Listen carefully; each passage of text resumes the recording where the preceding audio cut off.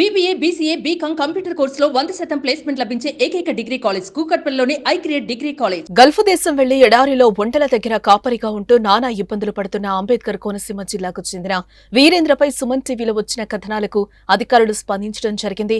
Saudi అరేబియాలో ఉన్న వీరేంద్రను తీసుకొచ్చేందుకు చర్యలు ప్రారంభించారు.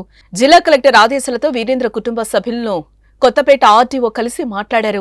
వారిలో ధైర్యం నింపారు. ఇండియన్ ఎంబసీ ద్వారా వీరేంద్రను తీసుకొస్తామని హామీ ఇవ్వడం జరిగింది. ఉపాధి కోసం అంబాజీపేట మండలం ఇసుకపూడి మెరకపేటకు చెందిన సరళ వీరేంద్ర కుమార్ గల్ఫ్కు వెళ్లి ఏజెంట్ మోసంతో అక్కడి ఎడారిలో చిక్కుకుని నరకయాతన పడుతున్నాడు. వీరేంద్ర వంట మనిషిగా పనిచేసేందుకు ఈ నెల 9న మధ్యవర్తులు ఏజెంట్ ద్వారా ఖతార్ దేశానికి వెళ్లాడు. 10న ఖతార్లో దిగిన అతణ్ణి అక్కడి నుంచి సౌదీ అరేబియాకు పంపించారు. వీరేంద్రను చెప్పిన పనిలో పెట్టకుండా ఎడారిలో ఒంటెల కాపరిగా నియమించారు. దీంతో తన ఆవేదనను సెల్ఫీ వీడియో ద్వారా లోకానికి తెలియచేశాడు. అధిక ఉష్ణోగ్రతల కారణంగా వీరేంద్రకు రక్తపు వాంతుల బారిన పడ్డారు.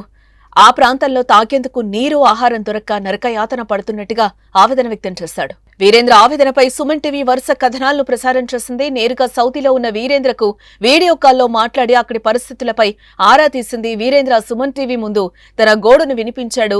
తన కష్టాలను కళ్లకు చూపించాడు. ఇక సుమన్ టీవీ కథనాలతో పాటు వీరేంద్ర సెల్ఫీ వీడియో వైరల్ కావడంతో లోకేష్ స్పందించడం జరిగింది. వీరేంద్రను క్షేమంగా ఇంటికి తీసుకొస్తామని మాటిచ్చారు. సుమన్ టీవీ ఎఫెక్ట్ తో కోనసీమ జిల్లా కలెక్టర్ సైతం చర్యలు ప్రారంభించారు. స్థానిక అధికారులతో మాట్లాడి కొత్తపేట ఆర్టీఓను కుటుంబ సభ్యుల వద్దకు పంపించి వారిలో ధైర్యాన్ని నింపారు. ఇక వీరేంద్ర ఇంటికొచ్చేందుకు ఏర్పాట్లు జరుగుతున్నాయి. త్వరలోనే అతడు స్వదేశంలో అడుగు పెట్టనున్నాడు.